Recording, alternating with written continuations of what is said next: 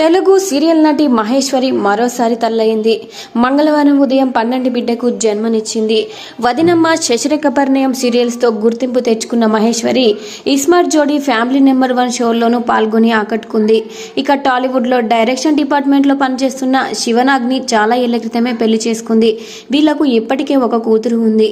గత ఏడాది ప్రెగ్నెన్సీ ప్రకటించిన మహేశ్వరి రీసెంట్గా తన భర్త శివనాగ్ సడన్గా శ్రీమంతం చేసి సర్ప్రైజ్ ఇచ్చారు. ఇక ఇప్పుడు ఈమెకు మరో బిడ్డ పుట్టింది. ఇందుకు సంబంధించిన ఫోటోని ఇన్స్టాలో పోస్ట్ చేశారు.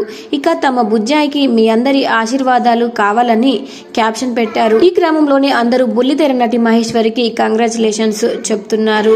అయితే బిడ్డ ఆడా మగ అనేది చెప్పకుండా అందరి చేతులతో తీసిన ఓ ఫోటోని ఇన్స్టాలో పోస్ట్ చేశారు. అలా శుభవార్తని అందరితో పంచుకున్నారు. ఈ క్రమంలోనే తోటి సీరియల్ నటీనటులు అందరూ మహేశ్వరికి శుభాకాంక్షలు చెప్తున్నారు.